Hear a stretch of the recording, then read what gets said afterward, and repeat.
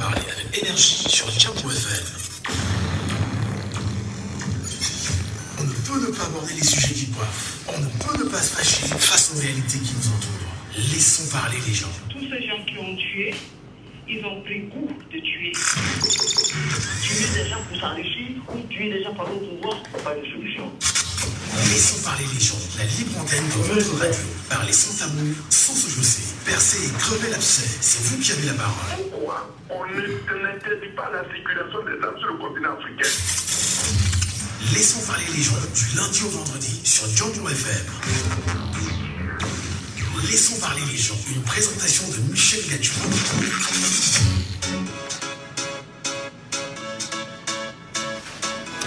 Et bien sûr, très fièrement, nous nous retrouvons ce vendredi matin, mesdames et messieurs, sur cette antenne. Bonjour à chacun, bonjour à tous. Pierre Fondiac à la technique, Michel Gachou au micro et vous à l'écoute. Nous sommes heureux à nouveau de vous retrouver ce matin. Laissons parler les gens. Premier sujet.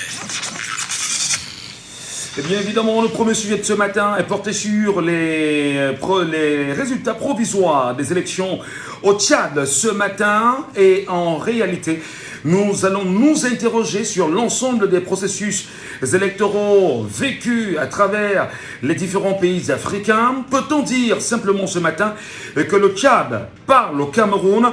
Que retenir naturellement de ces premiers résultats faisant de Kaka Idriss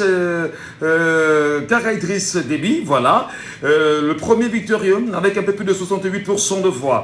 Quel regard vous jetez sur les processus électoraux sur le continent africain? Le Cameroun n'est pas en reste.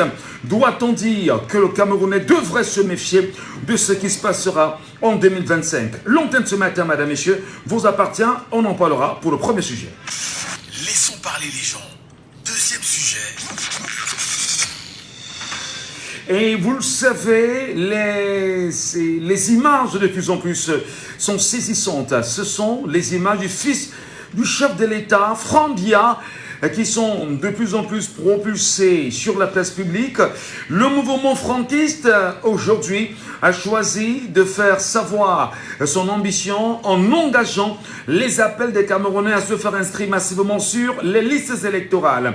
Naturellement, les médias camerounais en font écho et nous avions choisi ce matin de nous interroger sur ce qui pourrait être qualifié de succession à la tête du Cameroun ou encore de monarchie. Le Cameroun est-il une monarchie? Laissons parler les gens, libérons la parole.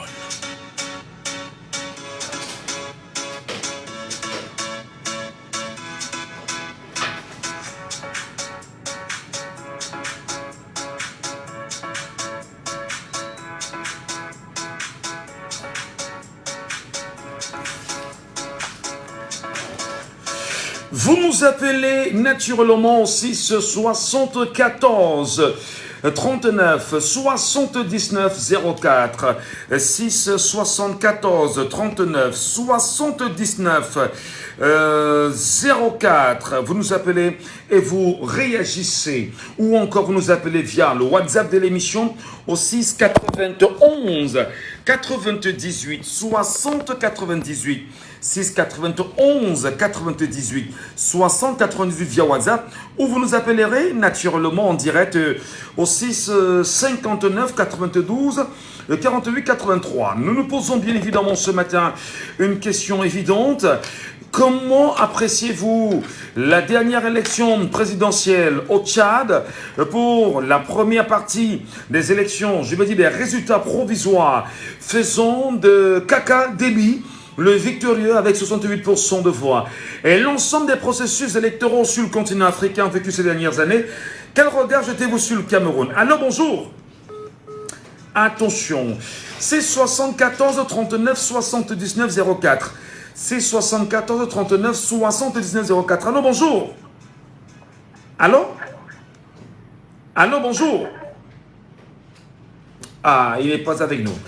Comment appréciez-vous aujourd'hui l'ensemble des processus électoraux connus sur le continent africain? Vous avez connu les élections au Sénégal il y a quelque temps. Vous avez connu la réalité au Gabon à côté il y a quelque temps. Vous avez connu ce qui se passe en ce moment au Tchad. Auditeur en ligne, allô, bonjour. Allô, bonjour. vous n'êtes pas avec nous, n'hésitez pas de nous appeler via WhatsApp. Le WhatsApp de l'émission est ouvert. Le WhatsApp de l'émission, c'est le 6 91 98 60 98. Nous rappelons qu'il y a quelques années déjà, aujourd'hui, ça fait bien évidemment bouger les scènes politiques africaines. Le Mali a choisi d'arracher son indépendance. Le Burkina Faso l'a suivi. Le Niger également a suivi les deux autres pays. Et aujourd'hui, peut-on dire que ces pays ont choisi délibérément de mettre hors d'état de nuire, on va dire, l'invasion impérialiste. Entre autres ici au Gabon voisin, après les élections présidentielles récentes, donnant d'ailleurs la victoire au président Ali Bongo Ondimba, il a été mis de côté et l'armée a pris le pouvoir au Gabon. Quelque temps seulement après, le Sénégal est revenu avec une élection qui pour beaucoup a été l'un des moments importants de la démocratie sur le continent africain. Le Tchad n'est pas en reste avec sa dernière actualité, faisant bien évidemment de Idriss Kaka Déby, je ne sais pas si on l'appelle comme ça, c'est Kaka Déby, voilà, le victorieux. Prenons bien évidemment le temps d'analyser ce qui peut advenir au Cameroun dans les mois à venir. Auditeur avec nous sur WhatsApp ce matin. Allô, bonjour. Oui, allô, bonjour. Oui, comment nous vous appelons?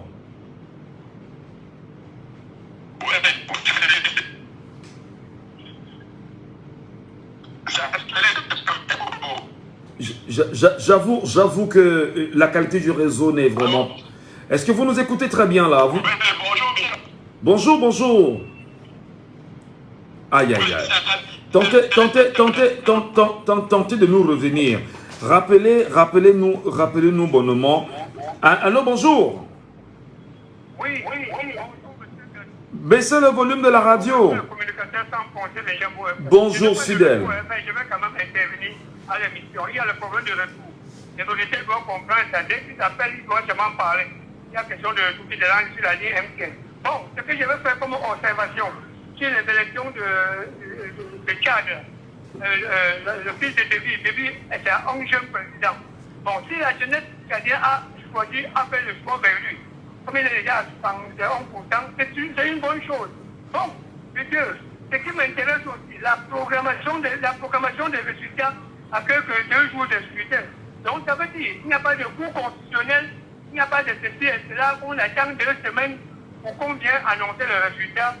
Donc, tous les pays avancent. Pourquoi pas le Cameroun? Pourquoi le Cameroun n'avance pas aussi en démocratie?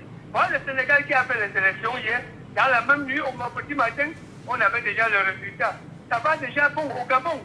Le militaire a pris. Demain, il va laisser le pouvoir à la jeunesse. C'est ce que nous voulons. L'alternance au pouvoir est une mauvaise chose.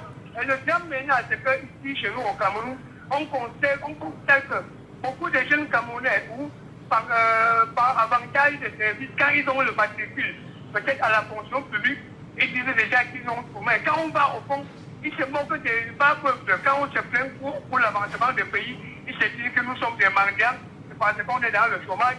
Et quand tu regardes au fond, leur matricule, ce qu'ils touchent à la fin du mois, ils ne peuvent même pas joindre les deux bouts, mais ils se contentent de leur matricule qu'ils ont eu par pouvoir. Vous voyez que déjà le SDF qui part au sud pour faire le midi, les jeunes qu'on a eu à abandonner au village, ils essaient d'aller faire leur chasse au rat, d'aller regarder le cacao, le kilo pour 6 000 francs aujourd'hui, ils viennent barricader la route. Je me dis que c'est les jeunes qui ont été abandonnés parce que leurs amis ont été recrutés. Ils sont déjà fonctionnaires. Bon, l'émission, je pourrais revenir. Merci beaucoup, cher monsieur. Bonne journée à vous. Nous prenons un auditeur sur WhatsApp qui est avec nous ce matin. Malheureusement, il est parti. Vous nous appelez bien évidemment via WhatsApp pour ceux qui nous regardent en même temps.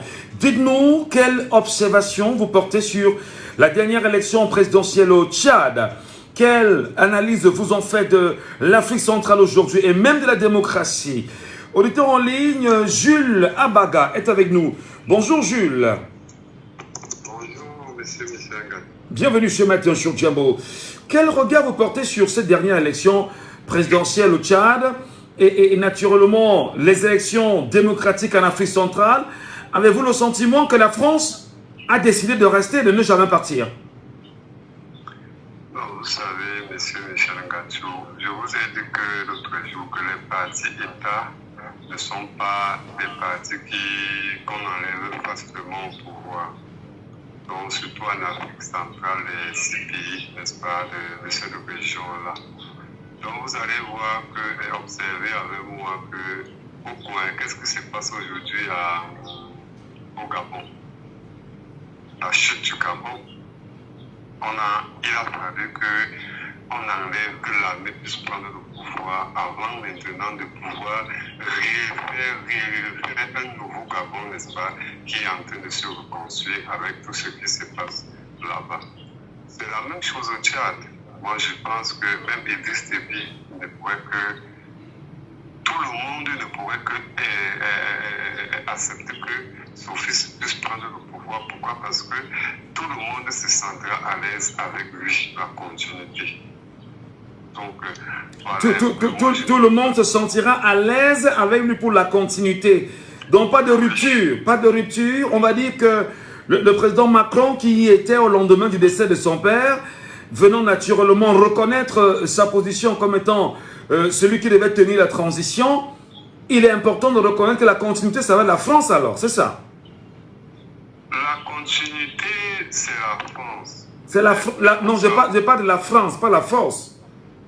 Je dis la continuité, c'est la France. Mais il faut comprendre que même Idriss Déby, même celui qui est là au pouvoir aujourd'hui, ne s'entend pas très bien avec la France. Pourquoi? Parce que lui-même, il est en train de vouloir se détacher, n'est-ce pas, de ce partenariat qui est avec la France et de pouvoir diversifier, n'est-ce pas, des partenariats avec d'autres pays afin d'avoir d'autres ouvertures. Parce que la France a montré en réalité qu'eux ne sont pas là, n'est-ce pas, pour vous développer, sont là pour autre chose de vos sous-sols et puis pour essayer, n'est-ce pas, de vous imposer leur vision du monde.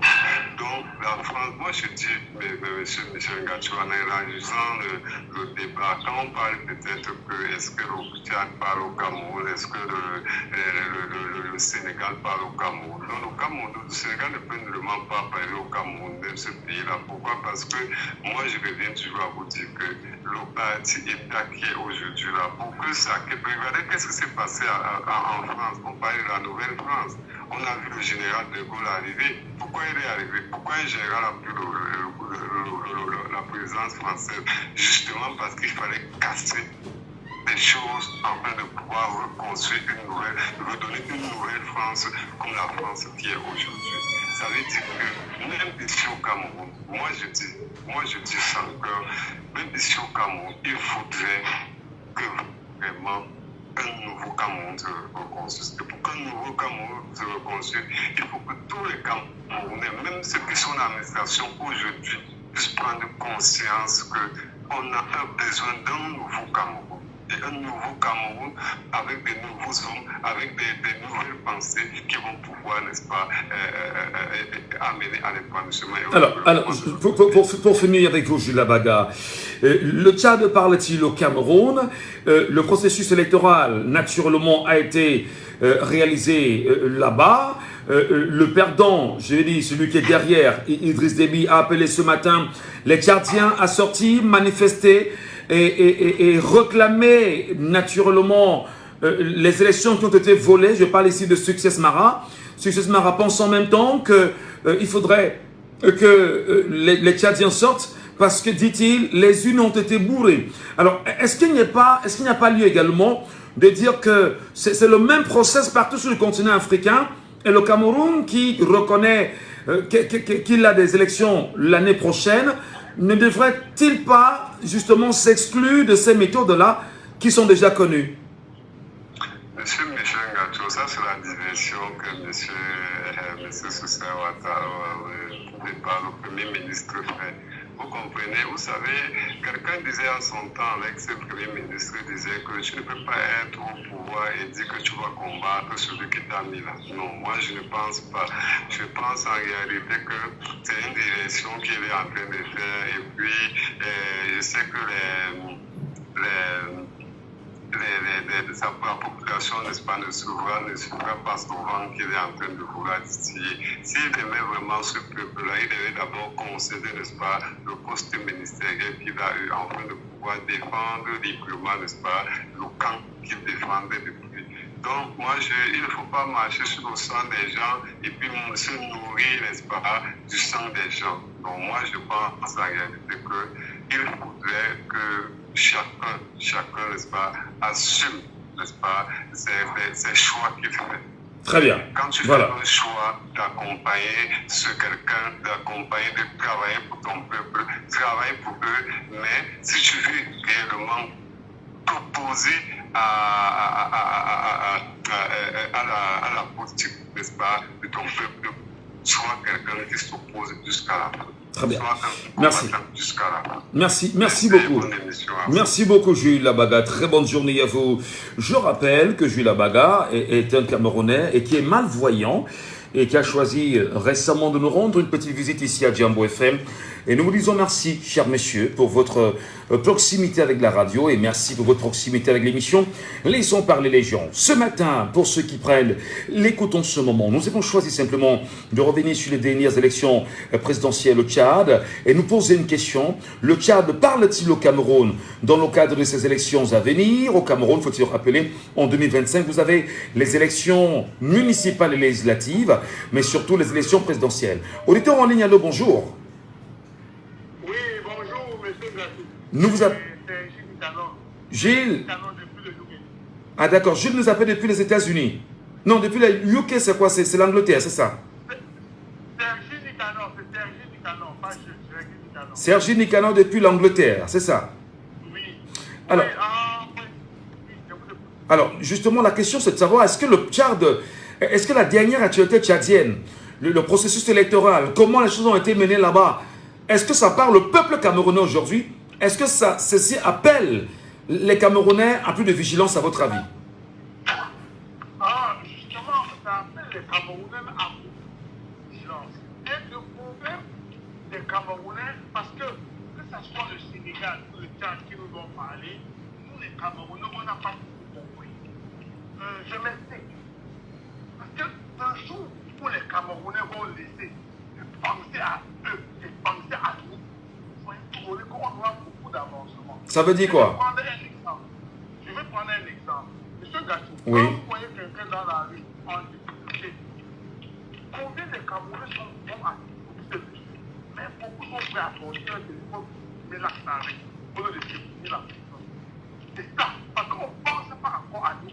Quand on pense à nous, par exemple, dans une famille, si on dit qu'on fait quelque chose pour les intérêts de la famille, on va bien continuer. Mais la majorité des Camerounais ont les intérêts personnels qui prient avant tout. Et c'est pour cela que nous, on n'arrive pas à nous en sortir, à comprendre les messages que les Sénégalais et les Tchadiens veulent nous remettre. Dans la difficulté des Camerounais, on ne pense pas encore. Nous, on n'est pas un peuple. On n'est pas un peuple. Les Camerounais ne sont pas les peuples. Parce que quand tu penses peuple, tu penses globalement. Voilà, c'est ma question, c'est ma réflexion. Oui, mais justement, dans cette réflexion, il est évident que jusqu'aujourd'hui, depuis hier d'ailleurs, nous avions eu des informations venant du Tchad qui font état de ce que le processus électoral a connu de graves fraudes. Le processus électoral a connu... Vous m'entendez? Vous m'écoutez? Oui, je vous entends très bien. Alors, on a eu des informations comme quoi le processus électoral a connu des fraudes. Lui-même, Success Mara fait savoir que les unes étaient bourrées même avant d'entrer dans les bureaux de vote. Alors, est-ce que justement, ceci ne démontre pas que les Camerounais devraient prendre un peu plus conscience en sortant peut-être en 2025 et se mobilisant, en étant un peu plus regardant, en surveillant le processus au Cameroun? Exactement. Exactement. Vous savez, c'est pour ça que je vous dis, monsieur Gatou, que la leçon que le Sénégal ou le Tchad nous envoie, c'est pour que nous nous préparons bien. Quand je dis tout, ça veut dire que tous les Camerounais se mettent main dans la main. Ça fait des choses, on va d'abord les mettre à côté. Et c'est ça maintenant que le gouvernement utilise la firme privée pour pouvoir préparer les Camerounais. Parce que quand maintenant, c'est ce que fait que nous au Cameroun, c'est d'abord celui-ci est Bamileke, celui-ci est Boulou, ou celui-ci est Douala. C'est ça, la firme pour nous préparer pour les Camerounais. Ici à Diaspora, on n'a pas de problème.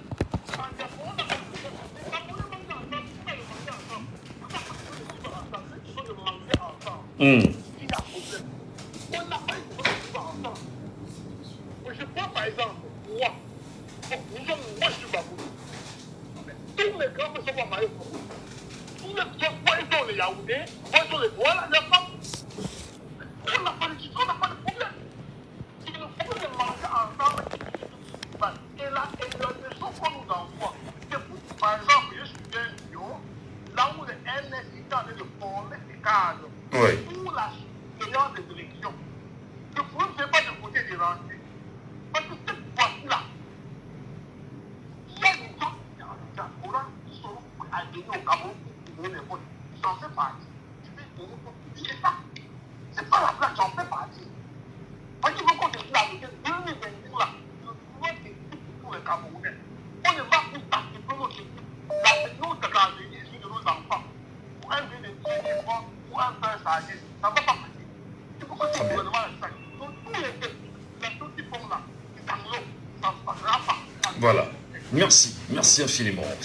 Très bonne journée à vous de l'endroit où vous nous appelez bien sûr ce matin en Angleterre. Nous sommes avec vous, madame, messieurs, dans le cadre de Laissons parler les gens, votre libre antenne qui se poursuit sur les antennes de Jambo FM. Bienvenue ici, jamais vous prenez l'écoute en ce moment. Le sujet en débat, c'est de savoir exactement si le Tchad, avec la dernière actualité politique de ce côté, peut enseigner quelque chose de différent ou d'important au peuple camerounais qui lui également, dans les mois qui suivent, sera appelé aux urnes afin de choisir à la fois ses conseillers municipaux, ses députés, mais surtout son président de la République pour le mois d'octobre 2025. Le titre avec nous en ligne, c'est 74 39 79 04 ou encore le 6 59 92 48 83. Et il est avec nous en ligne. Allô, bonjour. Allô, bonjour. Bonjour, monsieur Michel Ngatou. Monsieur Saban, depuis Boya. Soyez les bienvenus ce matin, cher monsieur. Monsieur. Oui, monsieur Saban, bonjour. Oui, bonjour, monsieur Michel. Oui, alors justement, nous nous posons une question ce matin, monsieur Saban. Dernière élection présidentielle au Tchad. Le Tchad parle-t-il aux Camerounais? L'élection présidentielle du Tchad parle-t-il aux Camerounais? Et l'ensemble des élections que le continent africain a connues ces dernières années, quelles leçons pour le peuple camerounais qui, en 2025, sera également appelé dans le même jeu politique au Cameroun?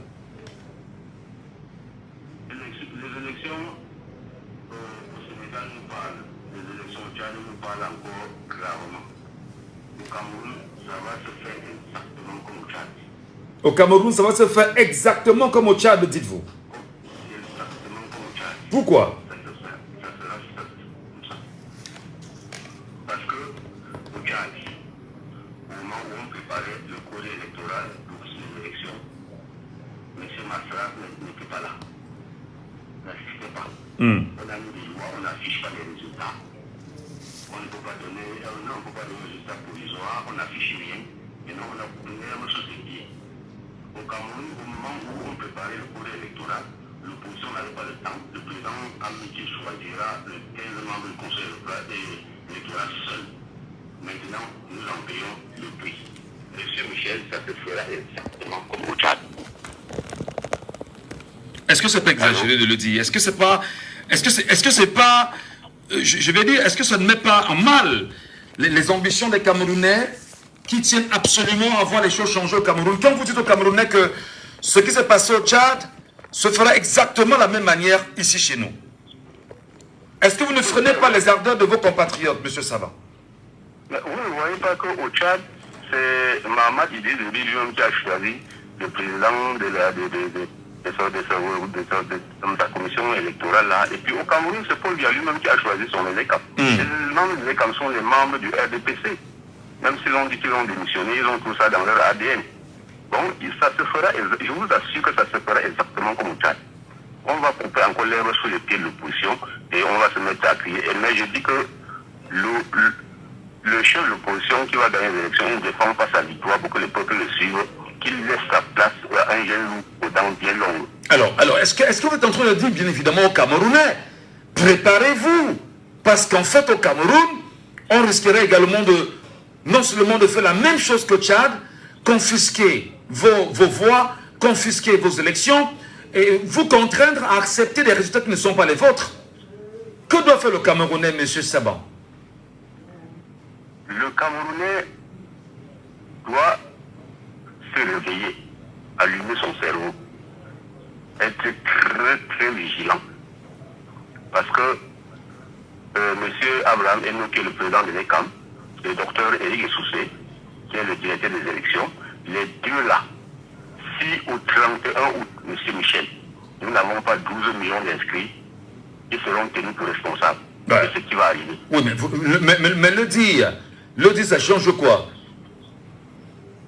Ça ne peut rien changer, selon vous, mais pour moi, les Camerounais défendront leur victoire, parce que je vois l'engouement.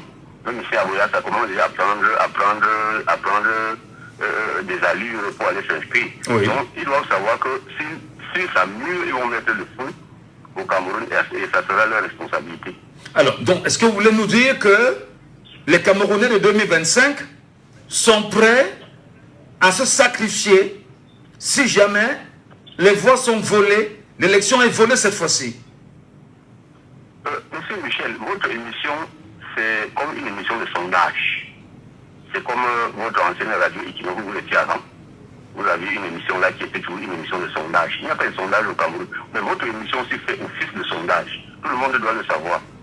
Qui est celui qui a déjà appelé un jour chez vous là jusqu'à dire que oui, le RDPC a bien travaillé pour le Cameroun? Même les membres du RDPC en souffrent, je suis avec eux tous les jours. Ils parlent sous cap. Ils souffrent tellement.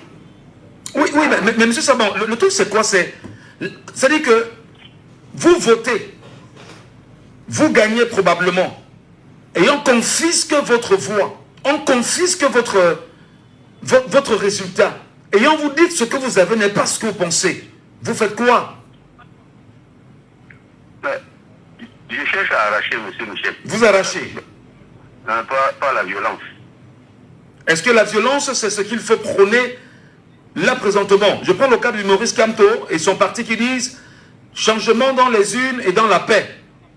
La violence appelle l'ordre, M. Michel. La violence appelle l'ordre. Mais si vous êtes dans la culture de la violence, est-ce que vous n'avez pas créé l'anarchie et mettre le pays à feu et à sang? Il y a des moments qu'il faut passer par là pour rebâtir pour la renaissance. En prenant l'exemple sur quoi, par exemple? On veut comprendre. En prenant l'exemple sur quel pays? Quel est le pays qui a connu ça et qui aujourd'hui s'est restructuré? Je vous prends Madagascar. Madagascar? Oui. Je vous prends l'Iran. L'Iran? Oui. Mais est-ce qu'on est dans la culture? Vous avez une devise camerounaise. Paix, travail, patrie. Pourquoi ne pas promouvoir la paix à ce moment précis?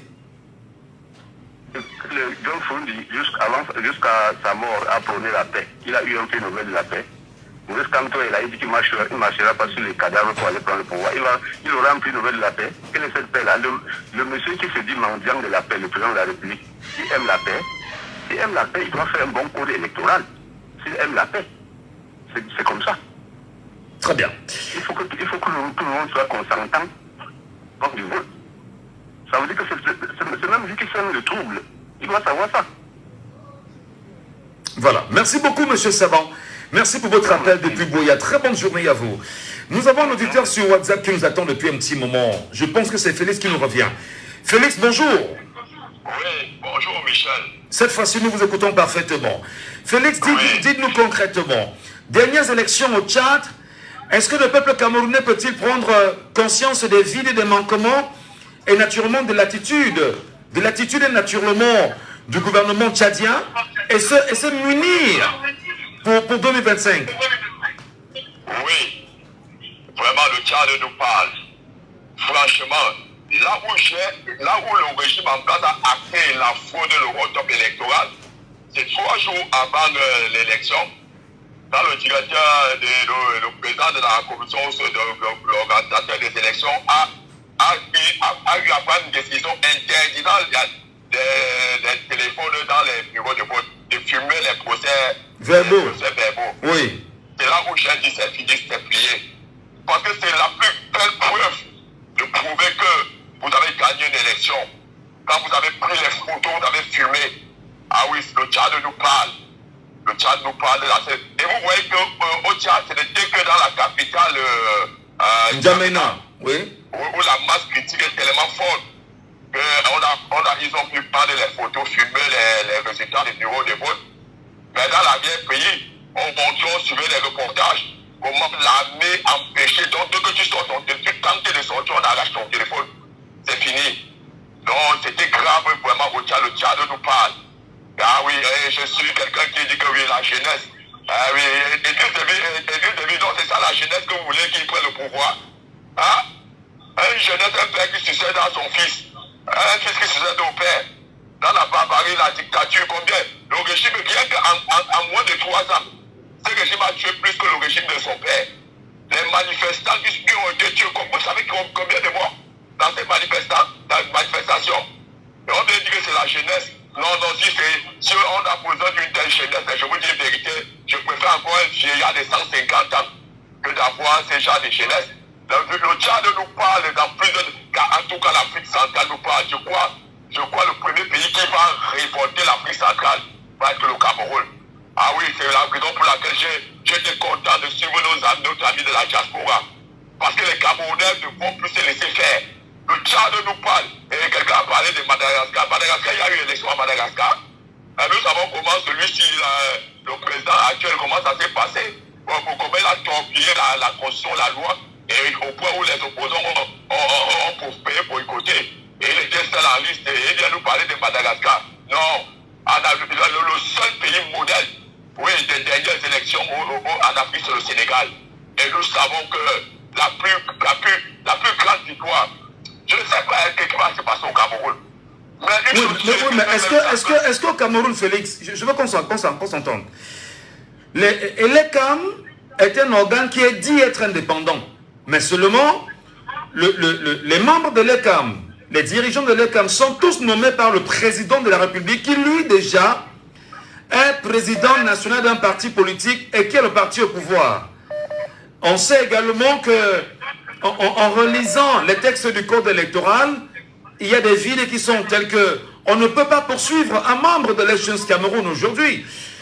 Convenablement, en regardant les processus électoraux à côté, le Cameroun a-t-il une chance de vivre dans une démocratie réelle dans les jours qui arrivent?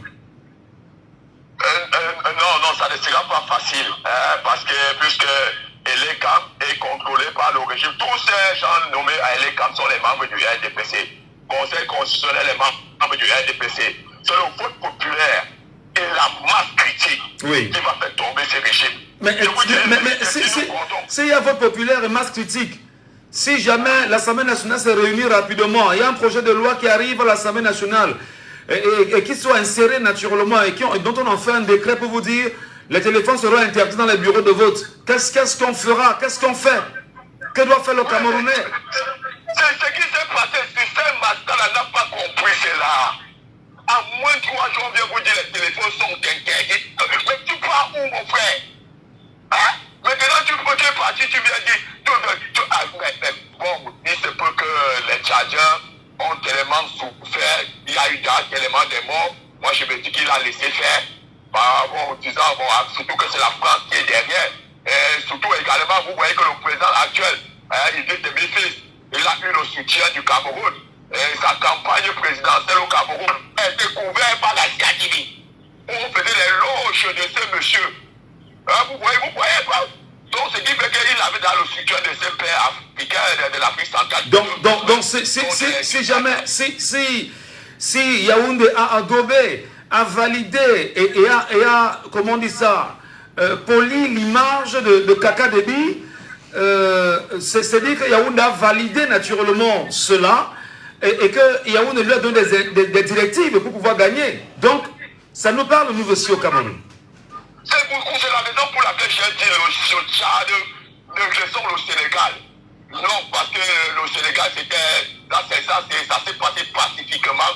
Au Cameroun, ça n'est pas passé pacifiquement. C'est le Tchad qui nous parle.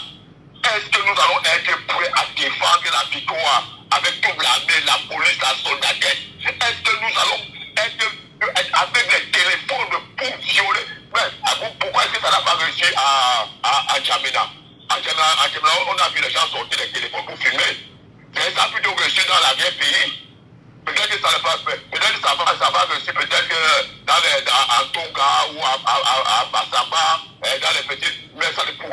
réussi à s'engager à 100%.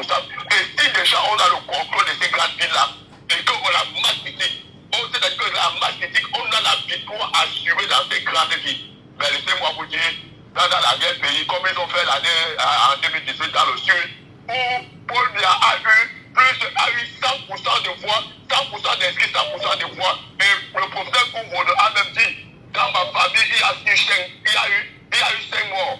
Et j'ai retrouvé dans les 5 morts, ont voté. Donc vous voulez dire qu'ils ont résisté pour voter.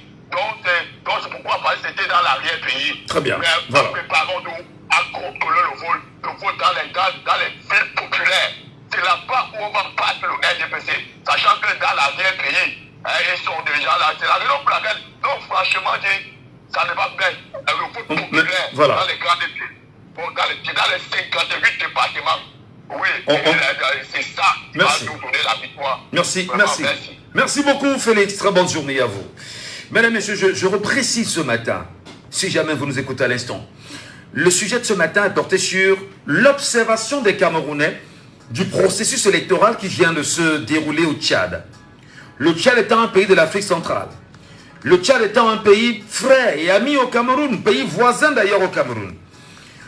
D'ailleurs, vous le savez, comme l'a dit le président auditeur, et qui d'ailleurs est une information vérifiée, à 3 jours des élections, il y a eu naturellement une note qui a été rendue officielle, comme quoi les téléphones portables étaient interdits dans les bureaux de vote. Les Camerounais devraient-ils se préparer à 2025? Les Camerounais devraient-ils s'armer moralement, psychologiquement, physiquement pour se défendre en 2025? Le peuple camerounais comprend-il, à votre avis, la nécessité de bloquer ces résultats, de confisquer bien évidemment sa volonté et de se faire entendre? Prenons l'auditeur en ligne sur WhatsApp. Allô, bonjour. Allô? Allô? Oui, bonjour, bonjour. Bonjour. Comment nous vous appelons? Est-ce que j'appelle en direct? Vous êtes en direct, cher monsieur. Nous vous appelons comment? Oui, bonjour Michel, c'est Fred, j'appelle du Japon. Fred appelle du Japon. D'accord. D'accord, Fred. Par rapport au sujet du duo, je voudrais apporter ma contribution. Oui. Je voudrais faire part de ce que, pendant ces élections au Tchad, j'ai vu un monsieur sur les réseaux sociaux, je ne sais pas si c'est vrai, il avait au moins 100 bulletins de vote où il mettait les cachets, l'empreinte personnellement sur au moins 100 bulletins de vote. Voilà les poches de fraude qui commencent, c'est-à-dire qui commencent dès la base, avant même les élections. Et quand on proclame même les résultats, ce sont les militaires qui jubilent. Vous avez déjà vu ça où dans le monde? L'Afrique centrale est mal partie et je ne suis pas sûr qu'elle est même partie. Ce qu'il faut faire, c'est qu'il faut s'inscrire massivement quand vous menez les campagnes. Et le moment venu, on va voter, on surveille les votes. Parce que tous les pays parlent au Cameroun, mais personne n'écoute. On a notre spécificité particulière et ça fait en sorte que le système en place a créé des verrous qu'il faut lever à travers les inscriptions massives sur les listes électorales. Et le moment venu, on peut voter. Il faut continuer à intensifier les campagnes que vous faites déjà depuis un bon bout de temps, c'est très bien. Mais il faudrait que le moment venu, qu'on sensibilise les gens d'aller voter et puis après, ensemble, on s'arrange comment on va défendre nos votes énergiquement. Alors, Fred. Parce que quand je vois comment ça se passe en Afrique centrale, franchement, c'est comme si c'est la partie du monde qui est le plus en retard et les choses sont quasiment improbables dans cette région de l'Afrique. Alors, Fred. C'est très compliqué. Allô, Fred, vous êtes là? Vous nous écoutez, Fred? Allô? Oui, est-ce que vous nous écoutez parfaitement depuis le Japon ou vous nous regardez, nous écoutez en même temps? Oui, je vous écoute. Alors, je vais revenir sur le cas du Tchad. Le Tchad, aujourd'hui, on a connu Mahamat Idriss Déby Kaka, si vous voulez, comme ça, qui était le président de la transition. Déjà, il est général d'armée et il tient d'une main de fer le ministère de la Défense de son pays. Est-ce que le cas du Cameroun, par exemple, où le Cameroun n'a pas de ministère de la Défense ou de ministre de la Défense, est-ce qu'on est dans une logique qui voudrait qu'on comprenne effectivement que le chef de l'État étant le ministre de la Défense du Cameroun sera également prêt en 2025 en découdre avec tous ceux qui pourront souhaiter lui faire blocage en utilisant bien évidemment le bras séculier de l'armée. Merci de m'avoir rappelé, reprécisé la question. Je dis pour le cas du Cameroun, c'est un pays de mesquins. Ça veut dire que les institutions utilisent d'autres institutions de la France pour pouvoir régner. Ça veut dire qu'on impose une vision à la population avec tous les moyens. Et à chaque fois, ils donnent l'impression qu'ils n'hésiteront pas de cogner si vous levez la tête. Mais ce qu'il faut faire pour parvenir à quelque chose, c'est le grand nombre. Parce que ce qui se passe au Tchad, au Cameroun, c'est quelque chose qui se dessine depuis un bon bout de temps, mais ils utilisent un peu, je vais dire un peu les moyens politiques pour pouvoir perpétrer leur façon de faire. La preuve en est que les membres du gouvernement qui sont là actuels et qui sont là depuis longtemps, ils essayent de se régénérer d'une façon ou d'une autre. Vous allez voir que les ministres qui sont là depuis leurs enfants sont déjà dans des postes clés. Et c'est à ce niveau-là que les choses sont régulées, qui règlent, qui configurent le système. Donc ça veut dire qu'au fur et à mesure que le temps passe, ils mettent les gens qui sont peut-être, je vais dire, des gens je vais dire, du succession ombrique, je ne sais pas comment on dit ça, mais ils s'arrangent à ce que les gens qui les remplacent soient fidèles à eux et que ceux-là qui n'ont pas assez d'éducation politique, on les fait croire que ceux qui viennent en face pour dire un discours différent de ce qui est en place sont des gens qu'il faut combattre, alors que ceux-là vivent dans la misère. Je ne sais pas si vous comprenez ce que je veux dire. Parfaitement, très parfaitement. Enfin, bien parfaitement. Voilà, merci beaucoup Fred. Vous nous appelez depuis le Japon, passez une bonne journée, je ne sais pas quelle heure il est là-bas. Mais à très bientôt Fred. Il est déjà presque 16h. Ah d'accord, il est presque 16h au Japon. À très bientôt Fred. Prenons bien sûr l'auditeur ici en ligne. Allô, bonjour. Oui, bonjour Michel Gatou et bon début de semaine à tous les auditeurs et téléauditeurs. Bon début de week-end. Hein? Appelez-moi tout ça Petit Paul. D'accord. Alors Petit Paul, Yo. Le sujet de ce matin, peut-on dire qu'il est sensible probablement? Est-ce qu'il n'aide pas les Camerounais à se dire « Je me projette en 2025 au regard des mêmes données qu'on a eues au Tchad, voisin, pour défendre mon avenir en 2025 ». Oui, défendre son avenir, il ne se décrète pas. Il va de la situation circonstancielle va venir. Donc vous-même d'abord vous vivez. À partir de ça, vous pouvez faire votre propre introspection. Dois-je toujours soutenir, attendre après chaque 5 ans comme dans le maquereau, la sardine, le pain ou le riz, pour misérer encore pendant 5 ans, pour attendre les mêmes gens. Devrais-je encore donner encore du crédit à ces gens-là pour qu'ils puissent se racheter? Ça, c'est les questions qu'il faut se poser. Mais le véritable problème est que l'opposition, même en face, lorsque vous regardez leur comportement, ne nous propose pas grande chose. Vous voyez, par exemple, au Sénégal, lorsque le pouvoir, Diomaye Faye et son contre le pouvoir, ils ont d'abord pensé au social. Alors, ils savent que les gens misèrent, la location, le salaire et tout. Ils ont pensé à ce volet, à régler d'abord les problèmes frustrés, fait de façon habituelle, je veux dire, au détriment de respecter ton pouvoir. C'est d'abord une question, parce que lorsqu'on met le peuple en avant, lorsqu'on défend la patrie, la patrie c'est le peuple, on a facilement les ingrédients et les arguments pour remettre, pour donner le sourire à ce peuple. Mais est-ce qu'aujourd'hui, s'attarder sur les personnes, Frambia, X ou Y, ce n'est pas important. Parce qu'il faut dire, je pense que Frambia, il est Camerounais. Donc même s'il est fils d'un chef d'État, il joue aussi les mêmes droits que tous les autres. Maintenant qu'il soit pressenti pour remplacer son père, cela ne devrait pas nous intéresser.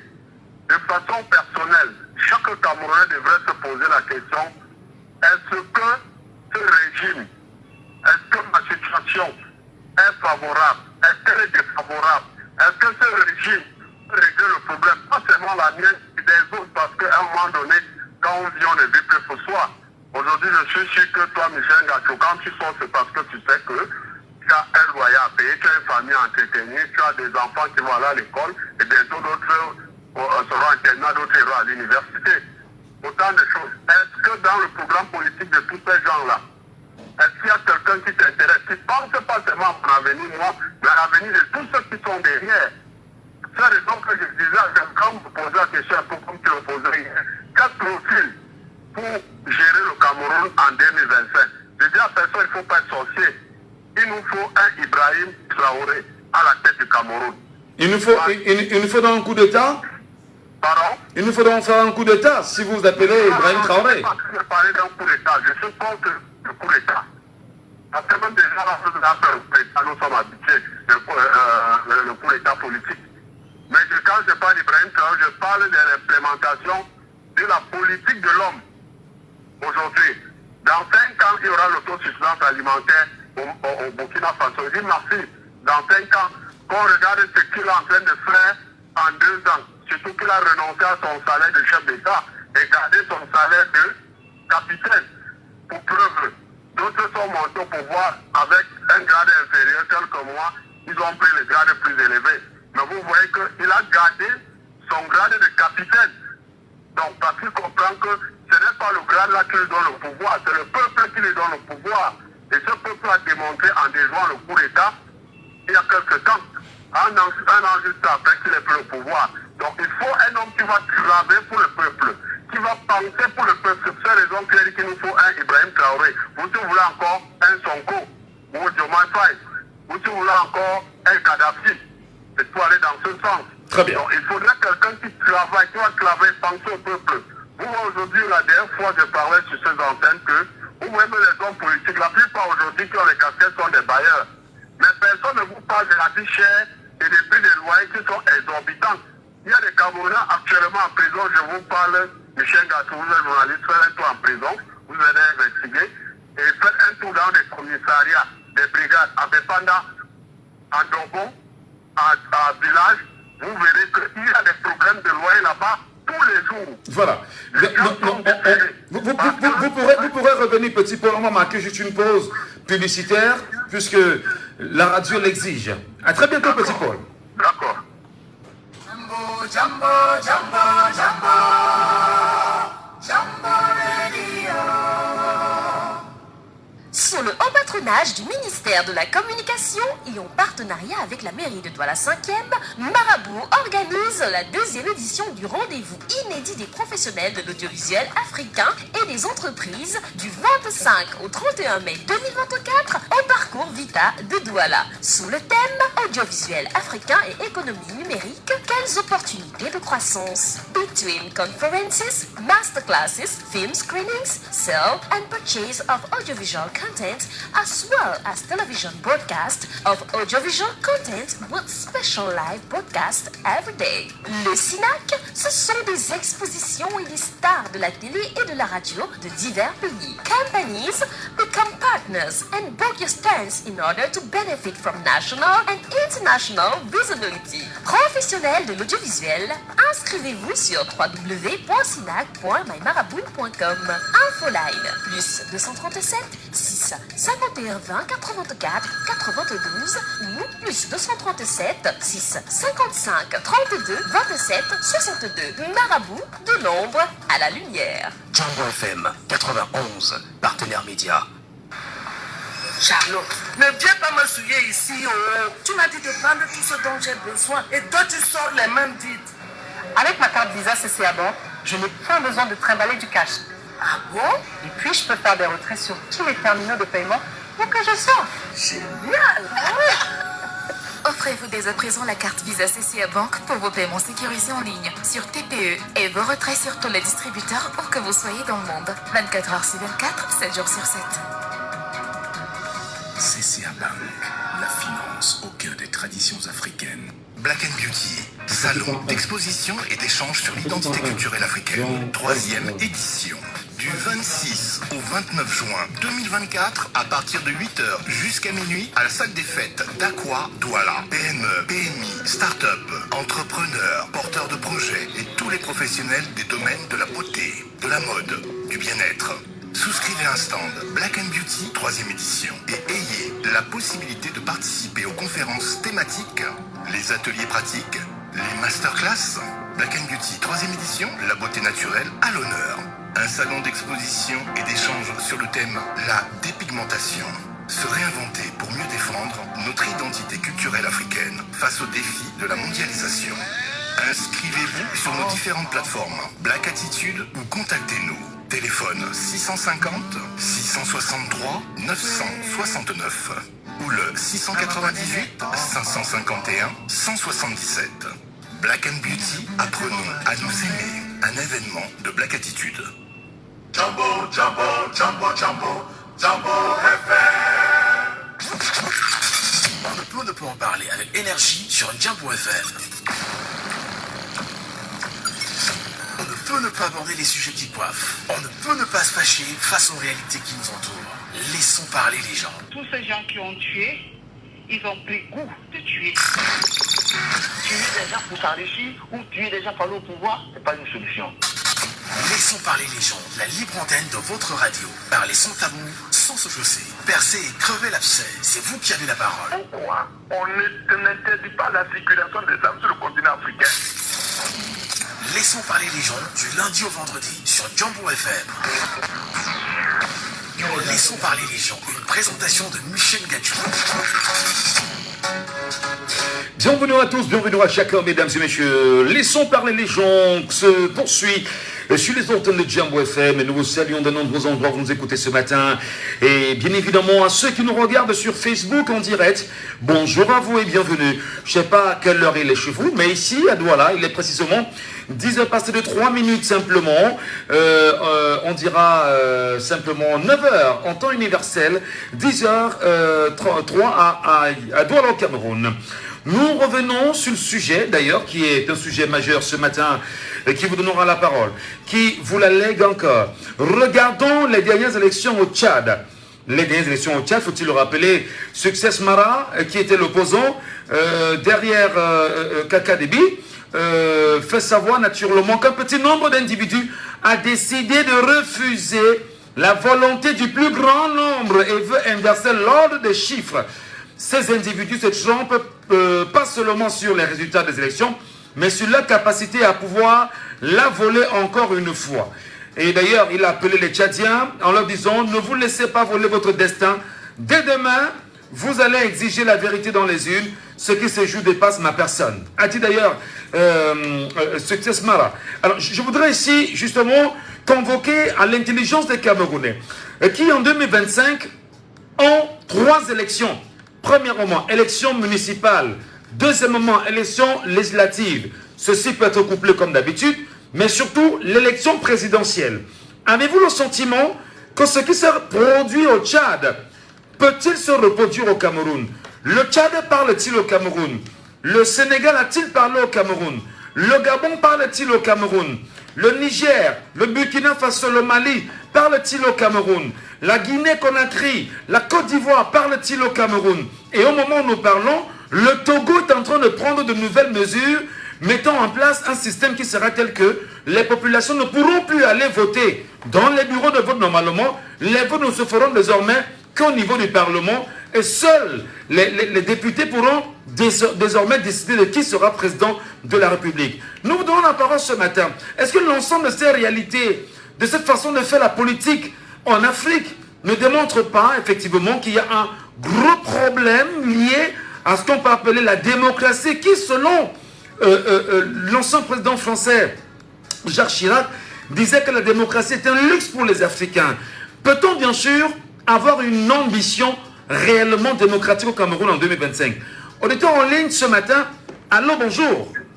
Oui, Michel Gassou, c'est Petit Paul qui l'a dit. Ah d'accord, pour finir Petit Paul, on va finir justement, puisque vous avez la parole tout à l'heure. Oui, j'étais en train de dire qu'il nous faut à la Ibrahim Traoré, pas pour l'État.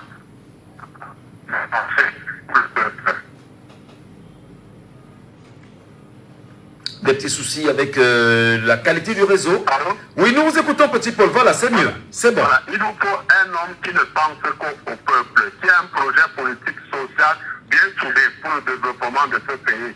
Parce que je dis encore, soignons la cause, ne soignons pas la blessure.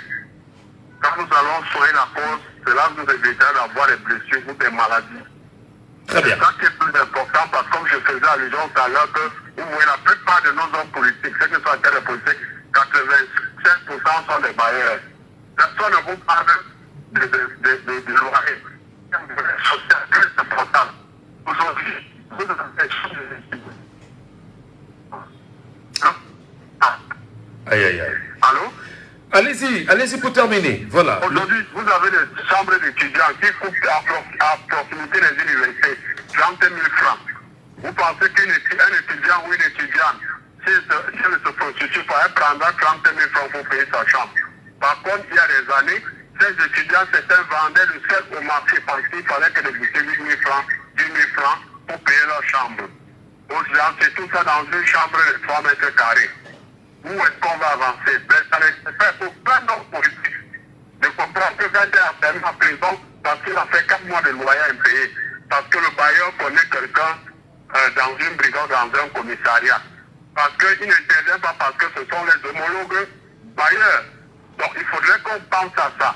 Aujourd'hui, vous arrivez dans les hôpitaux aujourd'hui, vous avez même votre carnet de vos précédents médecins, vous arrivez, vous avez une maladie, par l'instant, vous êtes d'abord à chercher, à savoir, ou à vous mettre dans pour venir en urgence, à vous gérer, on vous exige de faire tous les examens.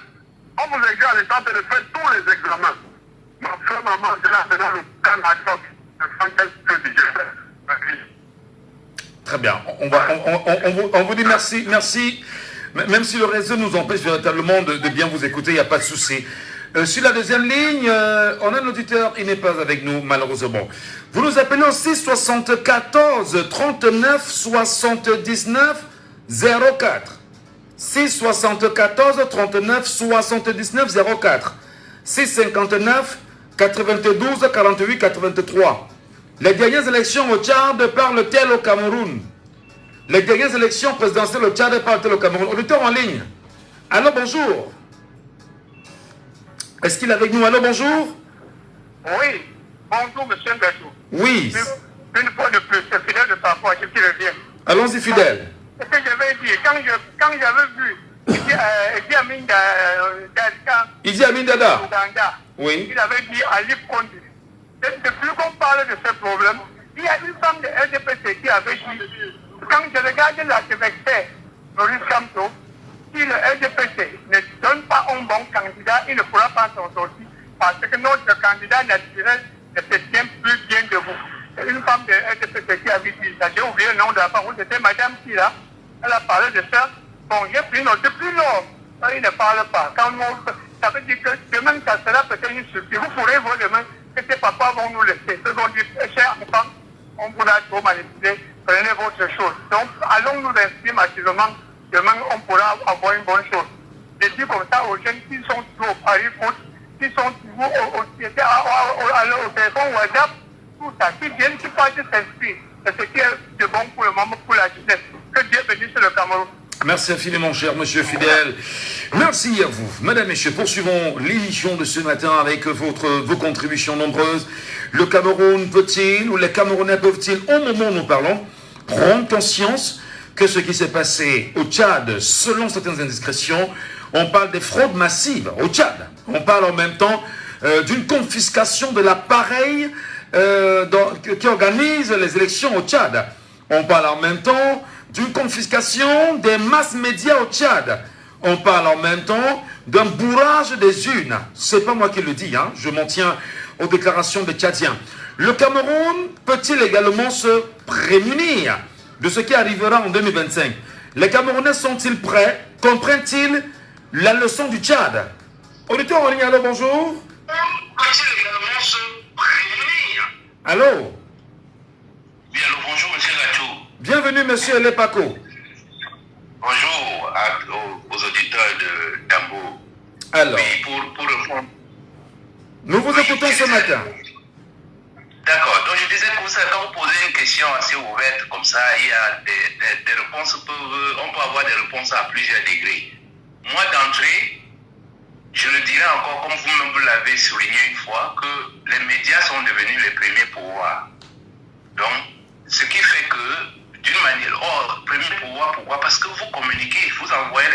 l'information partout. Or, communiquer veut dire déjà écouter l'autre.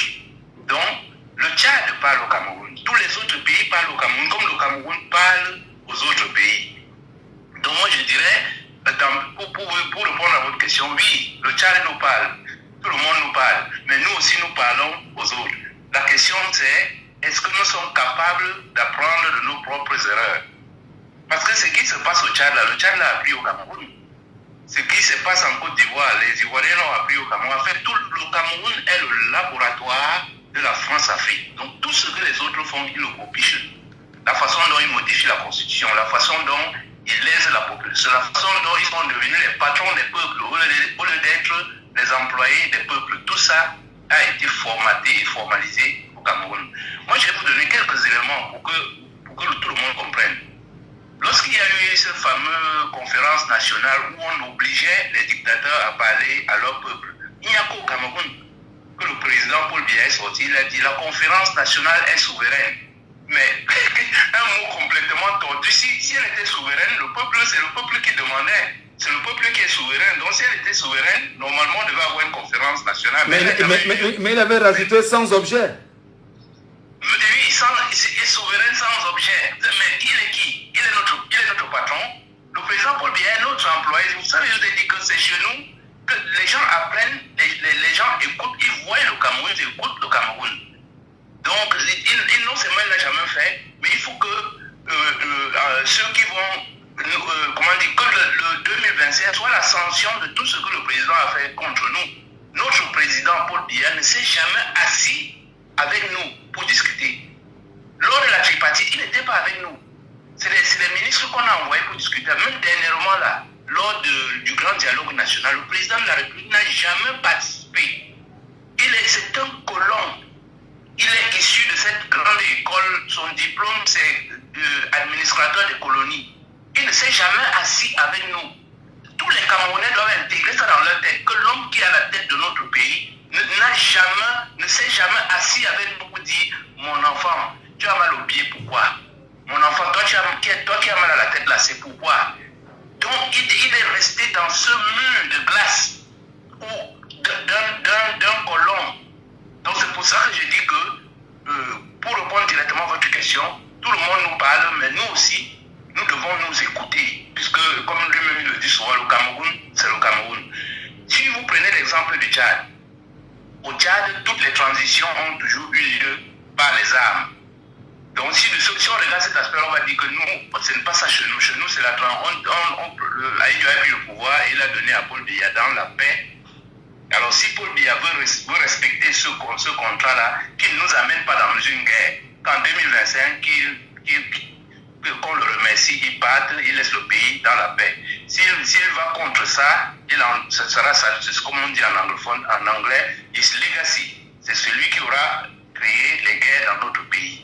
Maintenant, si on regarde, on prend le même exemple en Côte d'Ivoire.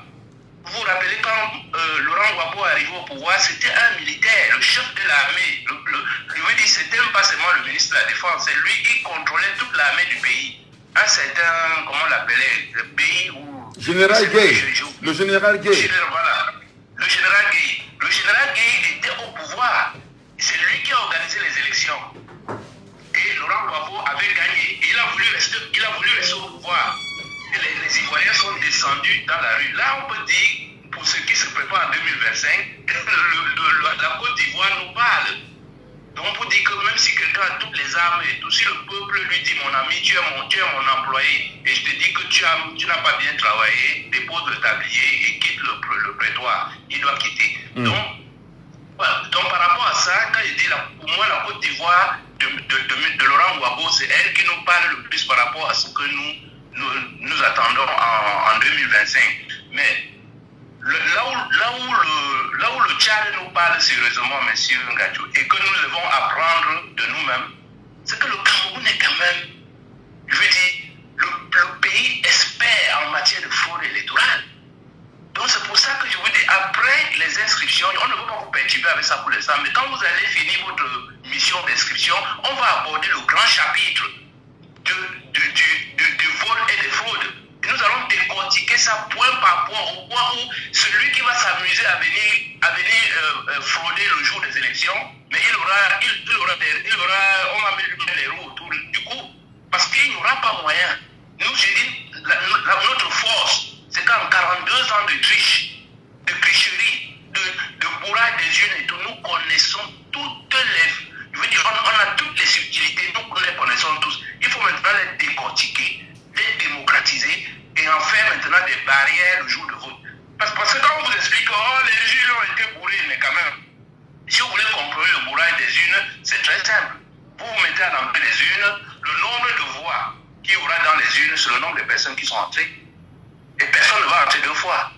Donc voilà un exemple pour vous dire que crier au bourrage des urnes, ça c'est un classique qu'on voit partout. Mais si vous prenez les dispositions et vous dites voici une salle, 150 personnes sont entrées dans cette salle, il ne peut pas avoir plus de 150 voix. Alors, je voudrais revenir sur un fait particulier. Et j'ai peut-être posé la question tout à l'heure à un auditeur qui peut-être n'a pas bien saisi le sens de la question. Je dis le cas du Cameroun, effectivement, puisque vous dites que le Cameroun parle également au reste des pays d'Afrique. Le chef de l'État, aujourd'hui, on va dire le Cameroun n'a pas de ministre de la Défense, nous sommes d'accord. Le Cameroun a un ministre délégué à la présidence chargé de la Défense. Il est ministre délégué à la Défense, chargé de la Défense. Donc c'est le chef de l'État qui est ministre de la Défense. Alors, quand on fait justement le rapprochement avec le Tchad, où on sait que le fils Kaka Déby au pouvoir aujourd'hui est un soldat, est un général, et tient bien évidemment la défense de son pays, est-ce que justement en faisant le lien, les Camerounais ne peuvent-ils pas déduire que Paul Biya, si jamais il est candidat en 2025, pourrait également se dresser face au peuple camerounais avec les armes, pour le simple fait qu'il tient d'une main de fer le ministère de la Défense du Cameroun? C'est une bonne question, des bonnes questions, comme si vous ne posez jamais de bonnes questions. Je voudrais dire que c'est une question assez préoccupante. Pourquoi? Parce que ça part d'un fondement que nous sommes dans une jungle. Ce qui n'est pas le cas. Nous ne sommes pas dans une jungle, nous sommes dans des républiques, même si ça ressemble à des républiques bananières ou bien des royaumes démocratiques, je ne sais pas comment on va dire ça, mais dans tous les cas, dès que vous êtes avec un peuple, ce peuple est souverain. C'est lui qui vous commande. C'est comme ce qu'on voit au Tchad. C'est pas parce que Kaka Déby est déclaré vainqueur. Si les Tchadiens écoutent l'appel de Masra et disent que non, monsieur, nous avons voté Masra, tu ne peux pas prendre le pouvoir. Kaka Déby ne prendra pas le pouvoir. Quand vous dites qu'il y a les armes et tout, les armes là appartiennent à qui? Les armes appartiennent au Tchad. Ce n'est pas une propriété privée de Kaka Déby. Le président Paul Biya est le ministre de la Défense. Le président Paul Biya est ministre de la Défense de la République du Cameroun. Il n'est pas ministre de la Défense de son village, ou bien, même si c'était de son village, il y a un peuple dans son village, je veux dire de son palais en Gomeka. Non, il est le ministre de la Défense d'une République. Donc les armes qui là de lui appartiennent pas, ça nous appartient. Et s'il veut prendre ces armes pour tirer contre nous, il est possible que nous lui disions, mais écoute, malgré toutes les armes que tu as là, tu ne peux pas nous tuer tous. Parce que même si tu nous tues tous, tu seras président de quoi? Tu seras président de rien. Donc c'est nous le peuple qui sommes souverains. Et on va lui dire, bon, ta Kalachnikov là, elle a 500 balles. D'accord, tu vas tuer 500 personnes, c'est impossible. Une Kalachnikov va tuer la première personne. Et on va te rattraper avec ta Kalachnikov et on va te tuer avec. Donc c'est pour dire qu'on a vu ça en Côte d'Ivoire. Je dis, le général Guy a déclaré qu'il a gagné. Et tous les soldats étaient avec lui. Mais dès que le peuple est descendu dans la rue, les soldats ont dit à M. Guy, mais le général, malgré tous les ordres, on ne peut pas tirer sur la population. Et la Côte d'Ivoire nous parle doublement. Il y a eu un coup d'État où la France était impliquée. C'est-à-dire que l'armée française tirait sur les Ivoiriens en plein Abidjan. Après un moment, quand ils ont vu qu'ils ont tué plus de 70 personnes et que le peuple ne reculait pas, les Français ont plié les bagages, ils sont partis. C'est ça qui a permis à Laurent Gbagbo de rester plus de 7 ans au pouvoir. Je ne me souviens plus exactement. 10 ans. Il faut savoir que chaque fois que le peuple dit stop, on t'a laissé le pouvoir, tu en as même abusé et tout, mais stop, ça s'arrête. Très bien. Il n'y a pas d'autre moyen de contourner la souveraineté du peuple. Très bien. Voilà. Merci beaucoup, monsieur Lepako. En espérant naturellement que votre analyse parle aux Camerounais, en leur rappelant qu'ils ont la souveraineté et que ce sont les Camerounais qui doivent décider de ce que le Cameroun sera en 2025, soit son indépendance, soit la rupture avec la France-Afrique. Et bien voilà. Merci à vous, chers messieurs, pour votre réaction ce matin. Nous vous écoutons également, pour ceux qui sont avec nous ce matin. Ce qui se passe au Tchad enseigne-t-il les Camerounais, le Cameroun de demain? Les Camerounais peuvent se dire, en 2025, je vais aller voter mon maire, mon député, décider de qui sera député et maire, et me rassurer que le résultat des urnes soit la volonté du Camerounais que je suis. Premièrement, avec les élections présidentielles de 2025, le peuple camerounais peut-il dire que je sanctionne le chef de l'État actuel et je décide de qui sera, bien évidemment, celui qui prendra les rênes de mon pays dans les mois qui vont suivre? Nous vous écoutons ce matin, madame, monsieur. Appelez-nous et donnez-nous vos avis. Le sujet est assez important et c'est une actualité. Et nous regardons, nous analysons, nous décryptons, nous commentons. 674 39 79 04. 674 39 79 04 ou le 6 91 98 60 98 par WhatsApp. Prenons l'auditeur bien sûr avec nous en ligne sur WhatsApp. Il nous écoute. Allô, bonjour. Oui, allô? Nous vous appelons comment, cher monsieur? Oui, c'est Yela depuis Lomé. Monsieur Yela depuis Lomé. Lomé, ça va bien à Lomé? Ça va comme au Cameroun, ça va comme au Tchad.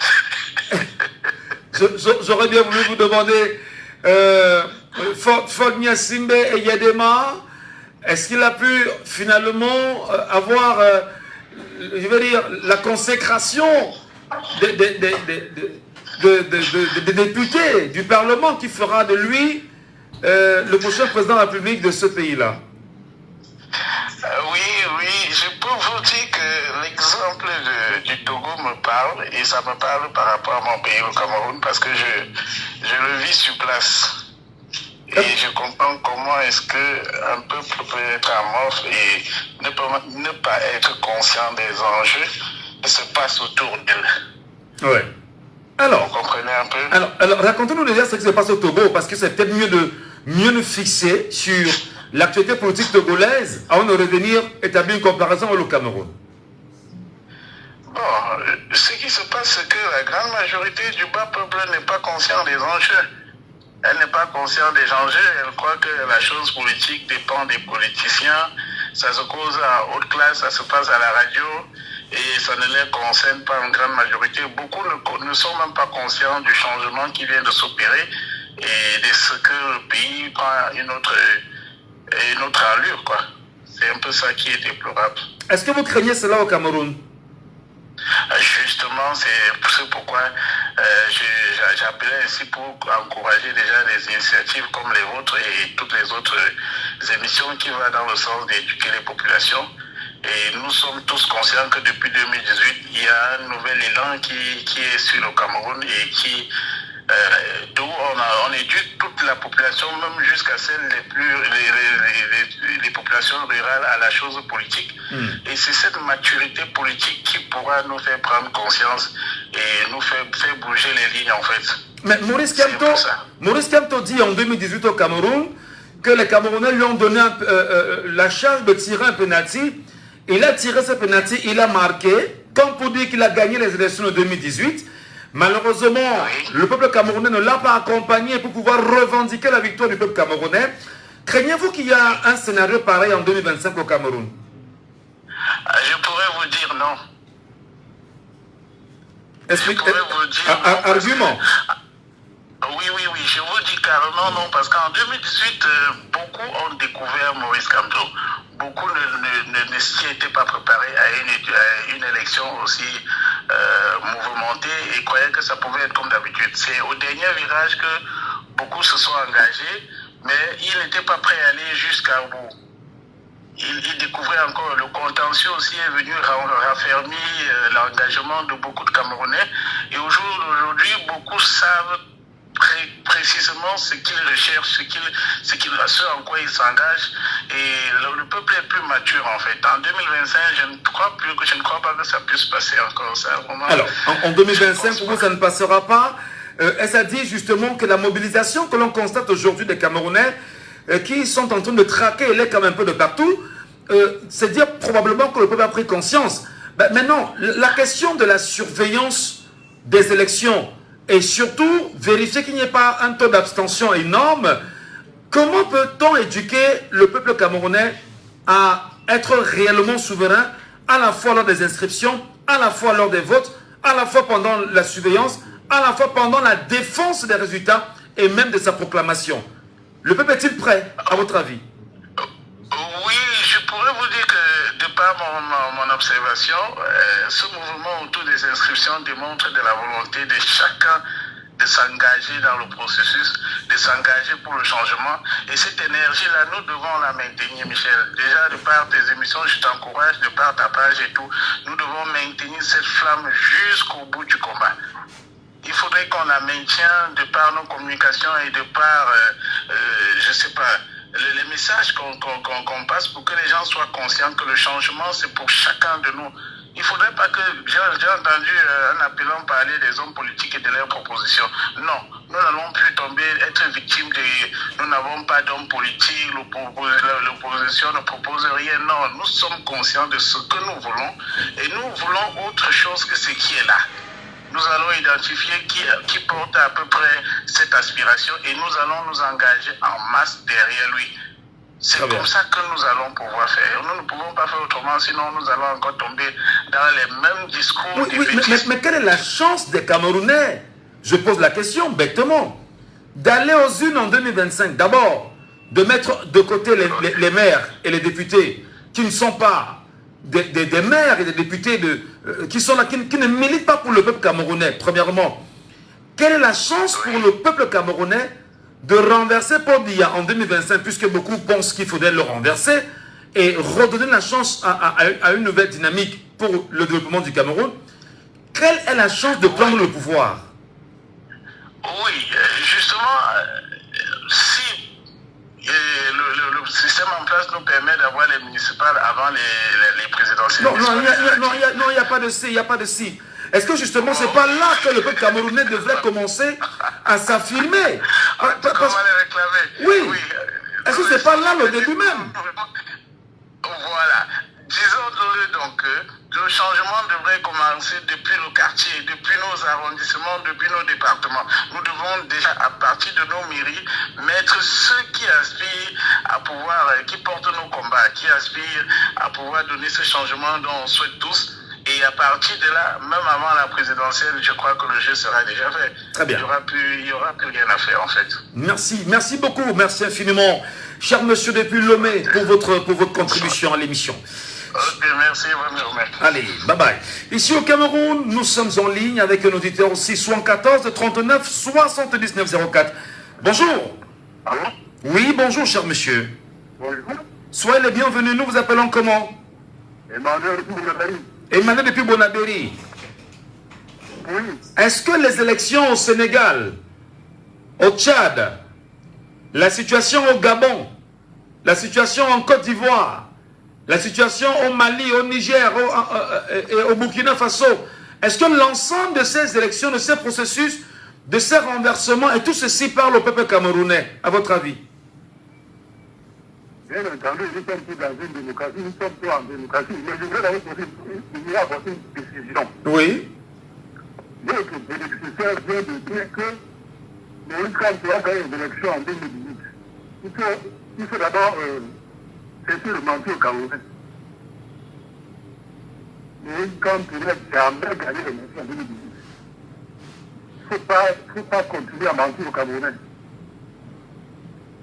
Comment voulez-vous venir pour cette question logiquement? Si vous avez la tête, vous allez comprendre.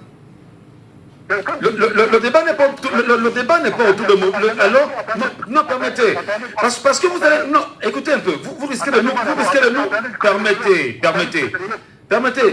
Non, vous allez développer. Mais j'ai dit, ne développez pas de nature à désorienter, bien évidemment, le débat n'est pas sur Maurice Kamto. Maurice Kamto tout à l'heure, enfin, permettez. Maurice Kamto tout à l'heure. Écoutez. Vous ne parlez pas de votre parti. Non, on parle pas de... Non, oh, monsieur, écoutez, on a pris des exemples. Alors, non, permettez. Vous ne voulez pas que je parle? Non, mais écoutez-moi d'abord. C'est moi qui pose la question ici. Vous appelez, je vous dis, écoutez, je dis, vous n'allez pas désorienter les Camerounais sur le fond du débat. Nous ne sommes pas là pour savoir, permettez. Non, monsieur, non, vous n'êtes pas là pour... Non, mais vous êtes libre de partir. Mais c'est pas à vous de venir nous dire, c'est pas vous... Non, écoutez, monsieur, quelle vérité vous voulez parler? Vous voulez nous dire justement que... On n'est pas là pour savoir si la gagne ou pas. Il a dit... Bon, écoutez, c'est pas un problème. Mais écoutez, c'est moi qui pose des questions, ok? C'est moi qui pose des questions. Donc, si vous avez défendre... Non, vous n'êtes pas là pour défendre Maurice Kamto. Oui, mais je vous dis encore, vous n'êtes pas là pour défendre Maurice Kamto. Si vous avez... C'est une parenthèse d'abord. D'accord, allez-y, monsieur, on vous écoute maintenant. Donc, en 2018, il a réclamé qu'il a gagné les élections. Vous avez gagné les élections présidentielles, vous refusez d'aller aux législatives. Non, le débat n'est pas là. Non, je vais vous couper.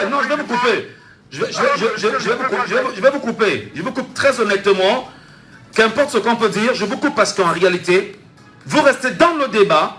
Est-ce que la situation au Niger, au Burkina Faso, au Mali, au Tchad, au Gabon, parle aux Camerounais? C'est ça la question. C'est pas Maurice Kamto qui vous intéresse ce matin. Auditeur, on y est, bonjour. Bonjour Michel. Nous vous appelons comment? Jean depuis Douala. John depuis Douala. Jean depuis Douala. Malheureusement, bon, John en anglais.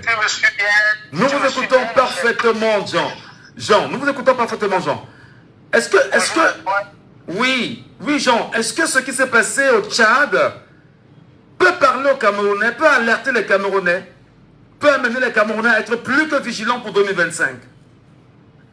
Oui, s'il te plaît, en 2 secondes, je voulais seulement dire à ton président auditeur que tu es en train de faire un travail sérieux et que tu es écouté dans le monde entier, qui ne nous amène pas dans les affaires du bar de Nubel où on est habitué au Cameroun, qu'il respecte un peu ceux qui t'écoutent à travers le monde et on te salue pour ce travail que tu fais. Et cette jeunesse-là, nous sommes contents de t'écouter. Bon, maintenant, il faut savoir que tu as permis aux gens de s'exprimer. Bon, maintenant, tu peux recevoir tout le monde en direct. C'est aussi délicat.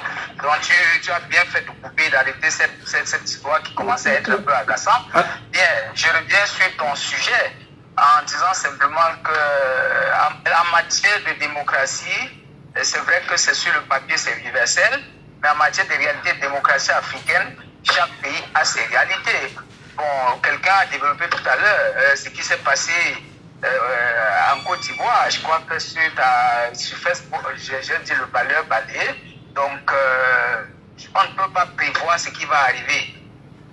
Tu vois bien que tu es parmi ceux qui ont fait un travail extraordinaire. Comment on ne pouvait pas imaginer qu'aujourd'hui, les Camerounais se lèvent pour s'inscrire sur les listes électorales, malgré les entraves, pour bien la réticence en face. Donc, tu as commencé un travail. On n'a pas... Ce que les partis politiques, il faut m'excuser, le dire, n'ont pas pu faire sur la toile. Ils ont peut-être fait un peu sur le terrain, mais tu as fait quelque chose où les gens ne pouvaient pas venir. Aujourd'hui, ça commence à porter des fruits à un engouement extraordinaire. On voit des femmes, des jeunes faire 3 heures de temps en s'alignant pour s'inscrire sur les listes électorales. Vraiment, je pense que j'ai vécu ça en 92. C'est seulement en 92 que j'ai vécu pareille chose. Et puis, je vais dire que ce qui va se passer, personne ne peut le prédire. Il faut seulement savoir qu'un peuple est imprévisible. C'est Dieu qui guide le peuple. Quand l'heure a sonné, quel que soit ce que vous faites, personne ne peut rien faire. Tu vois bien ce qui est arrivé en 82. Même le président qui est là a pleuré devant M. Aïe de le suppliant de ne pas partir. Et il est resté seul avec lui, en lui disant, mon cher ami, tu réponds à une question, oui ou non, est-ce que tu es prêt? Donc je dis, qui pouvait s'attendre? Tout le monde a pleuré en 82, croyant que le ciel allait tomber sur le Cameroun. Dieu merci, le Cameroun est encore debout. Donc pour moi, que ceux qui tiennent les rênes du pouvoir commencent à lire les signes des temps, commencent à regarder ce qui se passe. Avant, on n'avait pas l'information. Avant, tu ne pouvais pas tenir un direct comme ça. aujourd'hui, en une seconde, écoute que tu es écouté de par le monde. Au Japon, les gens appellent. Ça veut dire que ce qui s'est passé au Tchad, bon, il fallait s'y attendre un peu, Michel. Le Premier ministre, tu vois dans les conditions dans lesquelles il est revenu, après tout ce qui s'est passé, ils ont eu une paix de braves et il a accepté de jouer le jeu. Est-ce que le temps que Masra a accepté de jouer le jeu, il a formé ses militants à être dans les bureaux de vote? Est-ce qu'il a formé, je veux dire, 26 000 personnes, au moins, parce que tu sais qu'il y avait 26 000 bureaux de vote? Est-ce qu'il a d'abord eu les 26 000 personnes à déployer dans les bureaux de vote? Est-ce qu'on les a formés à résister contre toute intimidation? Tu sais très bien que c'était interdit de filmer même les tableaux sur lesquels étaient inscrits les résultats. Donc tout ça, c'est un travail à faire. Et je veux dire que... Donc est-ce que l'ensemble de ces données-là, pour finir, est-ce que l'ensemble de ces données-là pourrait mieux façonner les lecteurs de 2025 au Cameroun? Très important. J'étais en train d'y arriver. De même que tu es en train de faire un travail avec tous les autres que nous saluons, inscription d'abord. Et je pense qu'après l'inscription, qui est certainement la dernière, si le régime, M. Bia, va un peu surprendre les gens en convoquant, en respectant le calendrier électoral, si ce calendrier électoral est respecté, Michel, ça veut dire qu'après les inscriptions qui devraient s'arrêter, normalement au 31 août, puisque l'année prochaine, il va convoquer le corps électoral, il devrait le faire. Il doit. S'il ne le fait pas, il a violé la loi officiellement. Donc, qu'est-ce que j'ai comme moyen pour intimer? Je dis, il devrait. Non, écoutez, ça peut gêner qu'on le rappelle. Le chef de l'État est l'employé du peuple camerounais. Donc, ce n'est pas le peuple camerounais qui est en dessous du peuple du chef de l'État. Le peuple lui a légué les pouvoirs pour pouvoir diriger le peuple naturellement et l'État. Donc, il est l'employé du peuple camerounais. Donc, il doit respecter le code électoral, respecter le calendrier et convoquer, bien sûr, cela. Et c'est tout à fait normal. Sinon, il aura violé la loi au vu de tout le monde.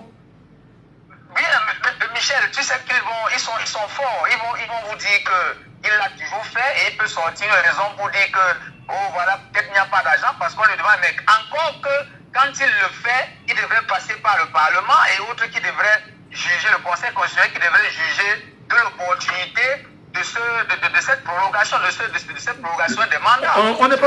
On n'est pas encore au niveau des prorogations parce qu'il faut rappeler que pour qu'il y ait prorogation des mandats, il faut justifier cela par une crise sociale. Le Cameroun est tranquille pour le moment. Je suis d'accord avec toi, mais tu connais avec qui on a en face. Je voulais dire pour sortir que le travail que tu fais avec les autres est exceptionnel. Ça veut dire que la prochaine étape, c'est d'aider ces partis politiques en leur disant formez vos scrutateurs. S'il y a 25 000 bureaux de vote au Cameroun, on nous parle de 30 000. Sachez que vous aurez affaire à 30 000 fois 4 personnes prêtes à être dans et en dehors des bureaux de vote pour contrôler, savoir comment remplir un PV, savoir comment filmer le PV discrètement, même s'il faut leur donner des mots, je ne connais pas les stratégies. Aux partis politiques, maintenant, le tournant c'est là. C'est-à-dire que si vous avez des méthodes, la technologie évolue, de filmer les tableaux, de filmer les PV et de centrer que les partis politiques aient un QG, je veux dire même 5 QG, qui auront un système informatique coordonné. Si bien qu'à chaque fois qu'un scrutateur qui est recensé, parce que nous avons 30 000 bureaux de vote, fois 4 personnes minimum. Ça fait 120 000. Ça fait 120 000. Il y a 120 000 personnes à recruter, à former, à entretenir. Ça veut dire que si le gars sait que sa journée c'est 5 000 francs, que ces organisations soient prêtes à lui dire tu as 15 000 francs la journée. C'est triplé. Voilà le travail que tu as à faire parce que on commence à les former sur le patriotisme. Je pense que tout commence par là. Ça veut dire que les 120 000 personnes qui vont être soutenues par les autres électeurs qui vont camper devant les bureaux de vote ne pourront pas jusqu'à convoyer les outils. Tu sais comment ça se passe au Cameroun. C'est-à-dire que nous avons les commissions départementales où les urnes partent d'abord. Est-ce que ces urnes qui partent arrivent à bon port, ne sont pas changées en cours de route? C'est autant de choses que les partis politiques devraient faire avant qu'il ne soit trop tard. Donc pour moi, il ne faut pas penser que ce qui arrive au Tchad, ça ne me surprend pas. Il ne fallait pas attendre la magie devant. Vous voyez comment les gens votaient avec l'arme à côté de l'isoloir. Donc vraiment, Succès Masra est revenu pour un compromis, pour mettre la paix. Bon, il ne fallait pas s'attendre à grand chose. Il est venu un peu accompagner le système. Mais je dis encore pour finir au Cameroun que nous avons opté pour la paix dans les urnes et vous êtes en train de faire un travail extraordinaire. Dites aux partis politiques s'ils sont sérieux, aux organisations de la société civile qui commencent à bouger, de mettre en place une stratégie de contrôle des élections qui commence par les inscriptions, la formation des scrutateurs, les moyens à mettre en œuvre. C'est de ça qu'il s'agit parce que 120 000 personnes à former, ce n'est pas un jeu. Si tu multiplies 120 000 fois 15 000 francs, je ne sais pas si ta calculatrice peut arriver à le faire. Il faut trouver ce montant-là. La première étape commence par là. Bonne émission, surtout bon courage à toi et avec toute ton équipe. Merci infiniment. Très bonne journée et merci pour cette belle contribution sur notre antenne. Prenons l'auditeur bien évidemment avec nous en ligne. Allô, bonjour. Bonjour. Comment nous vous appelons, cher monsieur? Moi, c'est Paul. Paul, vous nous appelez d'où, Paul? À Bonabéré. Bienvenue, Paul, ce matin. Oui. Qu'est-ce que vous dites, qu'est-ce que vous pensez, comment vous analysez la situation au Tchad et quel rapport vous pourrez établir avec le Cameroun dans le cadre des élections à venir au Cameroun? Comment on dit quelqu'un que le Cameroun, c'est le Cameroun? On ne peut même pas vraiment comparer le Tchad avec le Cameroun. Ça veut dire que si ça arrive le jour-là, il y aura toujours sa manière de faire sa part de choses. Oui. Ah, oui. Même si on peut dire qu'on peut regarder pour apprendre, pour faire ceci, mais le moment va revenir maintenant, comme quelqu'un a dit, comme je dis toujours, que c'est le Cameroun. Donc on va prendre comme toujours comme ça nous l'arrange. C'est toujours celui qui est en tête. D'accord. Oui. D'accord. Je voulais lancer un truc comme tu as dit que le Cameroun est tranquille et stable. Là, je veux dire seulement que peut-être tu n'es pas au courant qu'au nord-ouest, au sud-ouest, il y a un problème. Non, pas que je ne suis pas au courant. On sait tout ce qu'il y a. On sait quand même que le calme est en train de revenir. Peut-être aussi c'est une manière d'appeler les Camerounais en leur disant que vous n'avez pas le droit de ce côté-là d'entretenir un quelconque désordre. Parce que nous avons le droit en tant que citoyens de maintenir la paix jusqu'au moment effectivement où les élections vont arriver. Quand on ne nous disait pas que non, il risquerait d'y avoir, on va proroger le mandat des maires et des députés parce qu'il y a une situation de trouble. C'est ce que je voulais dire simplement. Jusque le ministre de l'administration a dit un temps que le problème sont stables. On a crié sur lui. En disant que là comme ça va le mettre en confortable. Oui, mais nous on a besoin de le peuple camerounais a besoin de stabilité. Le peuple camerounais dit en même temps à ses compatriotes du nord et du sud-ouest, nous devons poursuivre la mesure, je veux dire le travail de la stabilité recherchée. Lorsque nous serons tous inscrits sur les listes électorales, et y compris ceux du nord-ouest et du sud-ouest Cameroun, il ne faudrait pas donner un quelconque prétexte à qui que ce soit pour vous dire qu'on va proroger le mandat des maires et des députés parce qu'il y a des ordres là-bas. C'est justement de ça qu'il s'agit. Donc s'il y a le calme, il n'y aura aucun prétexte pour qu'on puisse proroger le mandat des maires et des députés. Et comme ça, en 2025, en février, vous aurez de façon exacte, au plus tard en mars, les élections législatives et municipales qui vous donneront le droit de choisir vos vrais maires et vos vrais députés. Voilà, c'est bon? Souvenir un temps, pour ne pas citer le nom, et Limbe Lobé qu'on a prolongé un temps, lui n'était pas d'accord qu'on a prolongé. Et vrai, il avait raison qu'on ne veut pas prolonger, mais c'était pas fait. Non mais attendez. On a prolongé pour il a dit que jamais il ne peut même pas continuer. Mais la raison qu'il a donnée à lui que le manière qu'on a prolongé n'était pas d'accord, mais les Camerounais ont avancé. Oui, mais parce que les Camerounais ont refusé naturellement de revendiquer leurs droits. C'est vrai qu'il faut rappeler que dans la Constitution, c'est mentionné que le chef de l'État a la capacité de proroger le mandat des maires et des députés et jusqu'à 18 mois, mais à une seule condition, si le pays connaît une crise grave. C'est très important. Je suis bien d'accord que c'est comme on condamnait quelqu'un condamné à mort aujourd'hui. Lui, un droit de dire qu'on le libère. Donc on ne peut pas dire qu'on est maître de sa conscience de dire comment il doit dire. C'est lui qui estime que moi il veut prolonger parce que je vois comme ça. Oui. Donc il doit critiquer. Oui, mais... Si tu as dit que moi, je vois que c'est comme ça, mais on doit toujours critiquer. Oui, mais attendez, je dis encore que tu es Camerounais comme moi je suis Camerounais, comme nous sommes des Camerounais, nous qui parlons à l'instant. Oui. Si quelqu'un choisit de violer nos textes nous-mêmes, qu'est-ce que nous faisons? Nous regardons, nous applaudissons, nous disons continue de violer. Il n'a pas voulu, juste que c'est un droit qui lui permet de dire que je prolonge. Je dis encore, je n'ai pas dit que je ne parle pas du passé. Je dis que nous appelons à la stabilité. Alors s'il y a stabilité, il n'y aura aucune raison pour proroger les mandats des maires des députés. Il n'y en aura pas. Parce que écoutez. C'est notre conscience qui voit comme ça. Non, ce n'est pas la conscience. Non, c'est pas la conscience. Il vous parle des textes, il vous parle de la constitution du Cameroun. Si vous, maintenant, vous ne lisez pas la constitution, je vous dis, allez télécharger la constitution et lisez. C'est très important. Oui. Merci beaucoup, Paul. Merci beaucoup, Paul. Bonne journée, Paul. Prenons bien sûr l'auditeur en ligne avec nous. Allô, bonjour. Bonjour. Bienvenue, cher monsieur. Nous vous appelons comment? Joël de Nepal. Joël, quel est votre commentaire ce matin à ce sujet, Joël? Bon, je voudrais d'abord dire qu'il faut que les gens apprennent à être sérieux. Vraiment. C'est pas, on ne vient pas sur un cadeau. Vraiment. Il faut, comme le monsieur qui vient de passer, il insiste. Non. À un moment donné, il faut arrêter ça.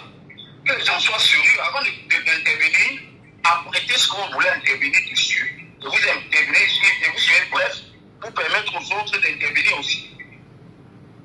Comment? D'accord. Moi, le Tchad ne peut pas parler au Cameroun. Pourquoi? Tout simplement parce que ce sont les élèves du Cameroun. Ils apprennent au Cameroun. Je ne sais pas si peut-être je peux en parler. Oui, on vous écoute. Ce n'est pas le Cameroun qui apprend du Tchad, mais c'est le Tchad qui apprend du Cameroun. Et ce sont les élèves du Cameroun. Mais ça ne me surprend pas. Ce monsieur le Suscret Masra a joué au jeu. Donc, pour moi, il n'y a même pas de question que le Tchad soit au Cameroun parce que ce monsieur a joué au jeu, il aurait dû rester tranquille, attendre, faire les élections et après voir ce que ça va donner. Avant d'entrer dans le gouvernement, il est venu entrer dans le gouvernement, c'était un deal. Donc tout ce qu'il est en train de faire là, c'est un jeu. C'est un jeu, il est en train de jouer au jeu des deals. Donc il laisse les gens tranquilles. Voilà. Très bien. Donc les Camerounais en 2025, qu'est-ce que vous leur dites en regardant ce qui s'est passé au Tchad, en regardant ce jeu que vous semblez bien peindre ce matin? Non, nous connaissons déjà tous les voyages. Nous avons déjà une connaissance de comment le système fonctionne. Donc le problème maintenant, c'est simple, je dis toujours, allons nous inscrire sur les listes électorales d'abord, c'est important. Et après, juste après la fermeture de cela, il y a une formation sérieuse qu'il faut faire sur le terrain. Il y a un monsieur qui est passé là juste avant moi qui en a parlé. Il faut commencer à former les spectateurs. Dès maintenant, il faut les former. Et être sûr qu'on va poster les spectateurs dans les 300, je crois que c'est 360 communes. Les 25 000 bureaux de vote. Au Cameroun, c'est 25 000. Peut-être que ça va augmenter. Oui, les 25 000, oui, justement, il faut. Et avoir une supervision dans les 360 communes, c'est ce que je veux dire. Absolument. Avoir une supervision dans les 360 communes. Donc, il faut l'avoir. Il faut former les gens. Quitte à ce que, même si ces partis politiques n'ont pas les moyens, qui demandent aux Camerounais de les céder. On est prêt. Parce que là, c'est fini. Ce qui est en train de se passer maintenant, là, on appelle ça comme dans un film panique à bord. Donc, le camp d'emploi, c'est en train de paniquer. Donc, profitons de cette panique pour mettre les choses en place et que ça soit clair pour les désarcer. Bon. Très bien. Merci beaucoup, cher monsieur. Bonne journée. Prenons l'auditeur en ligne. Allô, bonjour. Allô, bonjour. Oui, bonjour. La qualité du réseau n'est pas correcte. Prenons cet auditeur également. Allô, bonjour. Oui, bonjour, monsieur Gatou. Je revenais juste parce que j'ai oublié de mentionner ce que nous enseignait le Togo. Parce que le Togo a opté pour comment ils appellent ça, démocratie parlementaire. C'est-à-dire que ce sont les députés qui vont élire dorénavant le président Gnassingbé. Ouais. Mais avec cette stratégie, le président Gnassingbé croit qu'il a son siège garanti à vie. Mais comme on le dit toujours, chaque médaille a un revers. Parce que qu'est-ce qui se passe? Avant, il truquait les élections, mais on ne pouvait pas attribuer sa victoire à qui que ce soit dans la ville. Tous les Togolais se regardaient en chien de faïence en disant c'est toi qui l'as voté, non, c'est pas moi, etc. Mais là, aujourd'hui, avec ce qu'il a fait, cette démocratie parlementaire, les Togolais savent exactement qui a voté, qui va voter le prochain président togolais. Je ne sais pas s'ils sont comme chez nous, ils seront peut-être 180 députés qui vont voter le président de la République. Mais quand ils vont voter, ils vont rentrer dans leur circonscription, ils vont leur demander des comptes. Non, mais est-ce qu'ils vont voter, sortir et revenir à la maison après? C'est pour ça que vous dites que le point de c'est quand il a voulu les Togolais, mais ça peut avoir des revers. Parce que là, comme ça, aux prochaines élections, les Togolais vont dire à chaque député, monsieur, moi je vote à condition que tu ne votes pas ce monsieur-là. Et c'est là où, mais oui, je vous dis, chaque médaille a un revers. Je crois que le cas du Togo, là, ça peut être intéressant à long terme. Bon, mais comme toujours, on ne fait pas obstruction, on ne fait pas abstraction à la corruption qui est toujours en pente. Voilà ce que je souhaitais ajouter. Merci beaucoup, merci infiniment à vous. Je voudrais très rapidement, madame, messieurs, le rappeler que nous avons initié le 24 mai 2024 ce que nous avions appelé les journées nationales d'inscription massive sur les listes électorales. C'est-à-dire que, quel que soit l'endroit où vous vous trouvez, vous êtes en ville, appelez tous vos frères et sœurs qui sont dans les villages. Vous leur demandez s'ils ont les cartes nationales d'identité, même si c'est le récépissé. Et vous leur demandez que, vous leur dites d'aller se faire inscrire sur les listes électorales. S'ils ne l'ont pas encore fait, dites-leur que le 24 mai 2024, ils doivent sortir chacun avec au moins 5 personnes. S'ils sont dans les villages, votre sacrifice est de leur envoyer un peu d'argent pour le transport. Qu'ils aillent se faire inscrire et qu'ils exigent de façon obligatoire le récépissé. Si on ne leur donne pas le récépissé, ils ne s'inscrivent pas, ils reviennent après s'inscrire à condition d'obtenir ce récépissé. C'est très important. Alors nous sommes dans 360 communes du Cameroun. Nous espérons que le message est arrivé et que les Camerounais qui sont dans les 360 communes du Cameroun comprendront naturellement qu'il y a un travail à faire. Moi qui suis à Douala, j'appelle mes frères à Bangante, à Babou, à Bangoulap, à Banekane, à Bassamba, à Ntonga, à Bamboundi, comme on dit souvent. Et je leur demande, est-ce que vous connaissez l'antenne Elecam de l'arrondissement? Non, je ne connais pas. Donc j'ai l'information, c'est à tel endroit. Voici ma petite contribution en tant que citoyen, en tant que frère de la famille. Prends ceci, rassemble tes frères et allez vous inscrire ce jour. Lorsque vous revenez, montrez-moi seulement vos récépissés. Et c'est dans ce cadre-là, effectivement, que toi, Camerounais, tu auras joué ta partition. Et maintenant, la partition étant jouée, on attendra la suite. Et je peux finir en disant que le travail doit être bien coordonné. Le jour où vous partez vous inscrire, sortez avec un téléphone Android. Si jamais il y a un problème pendant que vous êtes inscrit, filmez et partagez avec le reste des Camerounais pour qu'on sache exactement ce qui se passe. Mais surtout, ne quittez jamais de là sans avoir votre récépissé en main. Exigez votre récépissé. C'est écrit dans les textes du Cameroun, dans le code électoral. Si vous n'avez pas de récépissé, c'est vous le problème. Ne laissez pas les affaires, comme vous dit, filmer dans le téléphone et puis revenez après revendiquer. Exigez que la loi autorise qu'on me remette un récépissé.